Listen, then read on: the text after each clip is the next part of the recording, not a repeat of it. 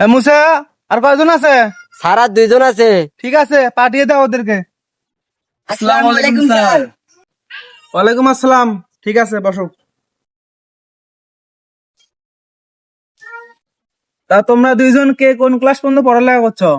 Sir আমি matric pass করছি। তুমি? স্যার আমি মাস্টার পাস করছি। তোমার সিভিটা দেখি।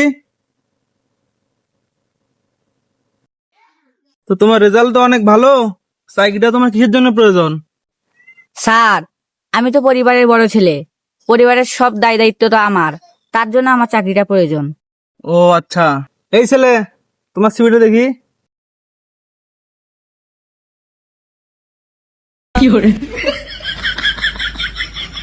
এই ছেলে, তোমার সিভির এই অবস্থা কেন? স্যার ট্রাঙ্গের মধ্যে রাখছিলাম, ধারায় খাইছে। ধারে কাটছে, এটা নিয়ে এসছো কেন? আর একটা ফটোকপি করে আনতে পারো নাই? স্যার টাকা পয়সা নাই, এই জন্য ফটোকপি করে আনতে পাই নাই। ও, তা তোমার চাকরিটা কিসের জন্য প্রয়োজন? স্যার বিড়ি খাওয়ার টাকা নাই, এই জন্য চাকরিটা অনেক প্রয়োজন।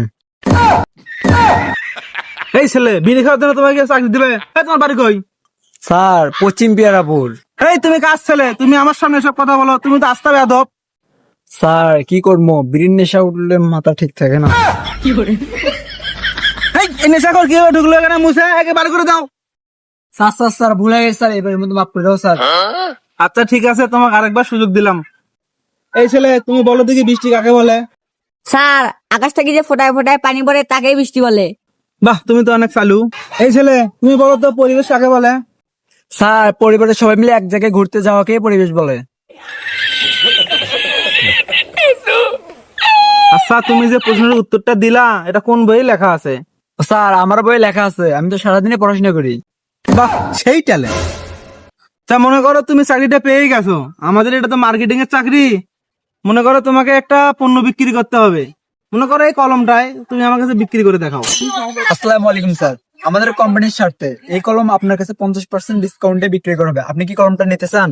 না, আমি নেব না। এই কলমটা কেমনি 2,000 টাকা নেই। এই মুসে কই রে? তুই কাক মারছিস?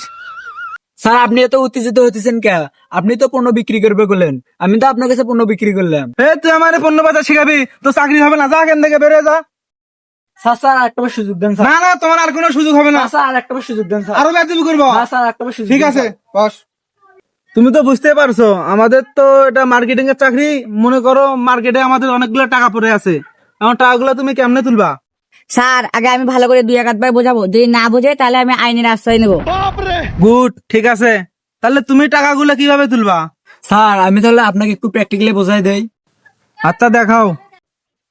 এই দোকানদার টাকা দে, টাকা দে। এই দোকানদার টাকা দে, এই দোকানদার টাকা দে।